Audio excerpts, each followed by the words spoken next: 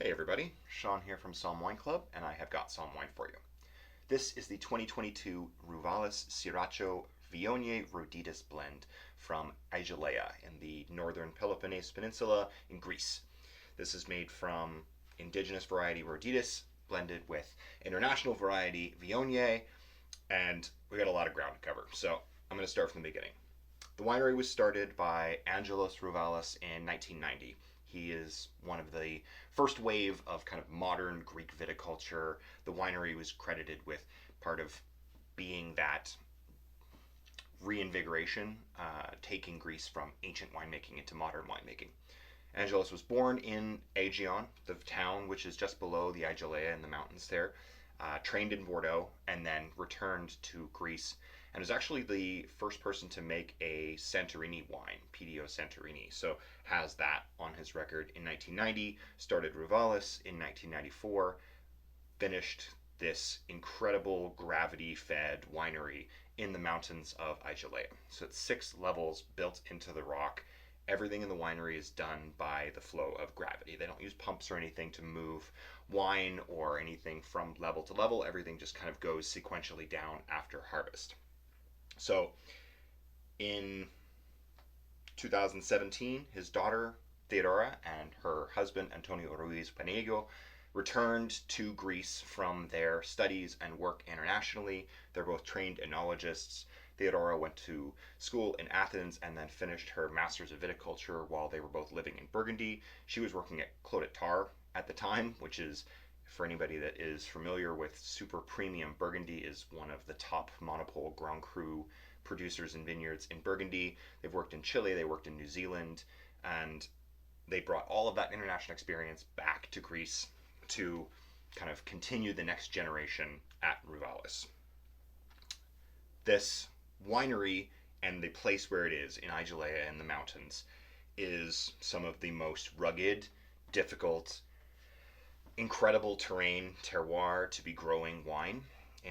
There is a institute for research called CERVIM, the Center for Research, Environmental Sustainability, and Advancement of Mountain Viticulture. They talk about heroic viticulture. These are wineries and vineyards that are planted at above 500 meters above sea level, at slopes of more than 30%, on islands where it's very difficult or challenging to logistically make wine, or planted on high mountain terraces. And Rouvalis is the only Greek winery that is part of this institute.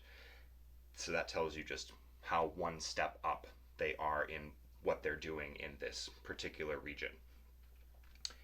They do everything organically. They work everything by hand. The fact that they are one of the only north-facing regions in Greece means that they can take advantage of cooler weather. They're not facing that hot southern wind and sun, so they actually are making some really elegant, acid-driven, refined, kind of delicate styles wine.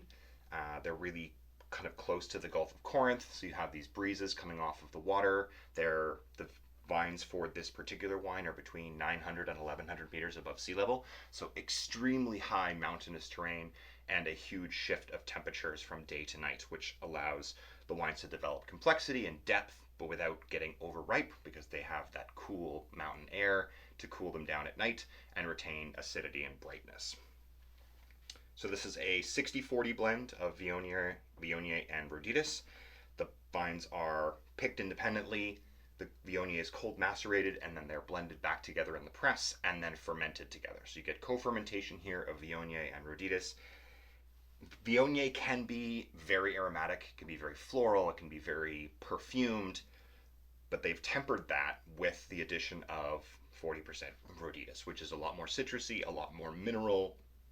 Roditis is more of a workhorse grape variety in Greece. It hasn't typically been known to produce very high quality wines. That's changing, of course, with producers that are learning how to work with the variety and actually treat it in the way that it needs to be treated. But it's best known as one of the grape varieties that's used to make Retsina. So that kind of gives you an idea of what Roditis has been traditionally used for versus what it's being used for today. So let's taste it. So like I said, this is all done in stainless steel.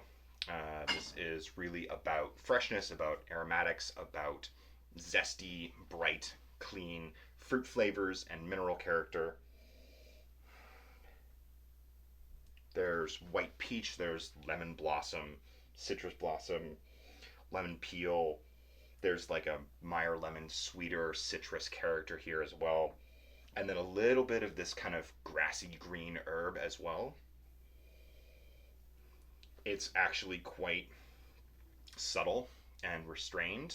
It's not usually what I expect when I smell or taste Viognier, but that's, like I said, that's the handling of the variety. That is the efforts that they've taken to kind of minimize that really intense, pungent floral character.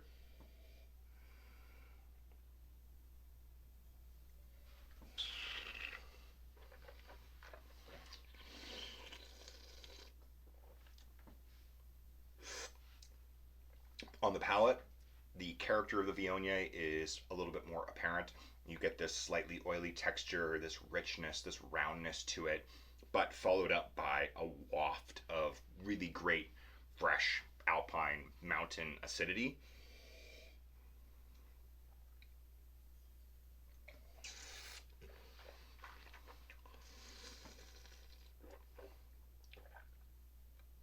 The wine's medium body, but without being heavy, having this incredible balance of intensity of flavor, acidity, mineral character, and fruit is really lovely. On the finish, there's a kind of citrus peel, pithy bitterness, which adds a lot of complexity here. It adds texture. They age this on the lees for 5 months after fermentation's finished, so it really has a chance to take on a little bit more roundness and texture.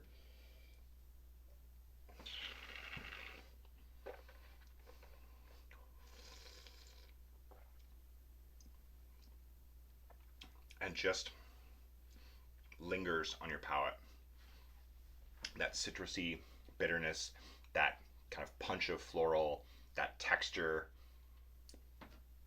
all kind of commingle and just hang out. Like I can still taste it on my palate, which is lovely and unexpected and delicious. And actually, you know what? Not unexpected, because considering the pedigree of the winery, considering the experience, the pedigree of Theodora and Antonio, and what their father has done, and building on that in terms of what this winery means to Aigialeia, to Peloponnese, and to Greece, it's totally reasonable that they're making wines of this quality, and I'm really happy to be able to share them.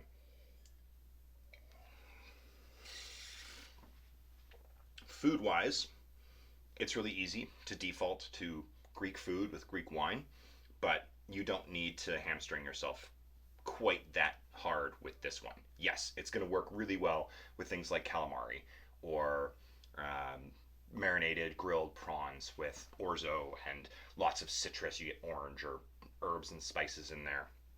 Great. Baked cod with lemon and garlic and fresh herbs. Again, fantastic. Get that Greek influence, oregano, basil. Wonderful. But this wine has so much more potential. It'll work with something like a mild chicken curry or chicken pot pie or vegetable pot pie, roasted cauliflower, vegetable soup, something creamy, something with some nuttiness to it, something with some spice, but not super, super hot spice, even though the alcohol in here is pretty moderate. It's 13.5. Viognier can be quite alcoholic if it's left to get too ripe, but the Roditis brings that down a little.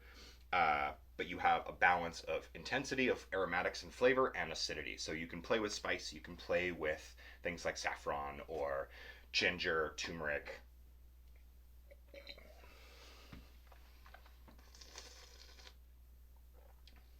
So much interesting wine coming out of this region, especially when you look at top producers like this one. So I hope everybody enjoys the Syracho from Rouvalis Viognier Roditis blend. Go explore some more delicious Greek wine, and I'll catch you guys in the next video. Cheers.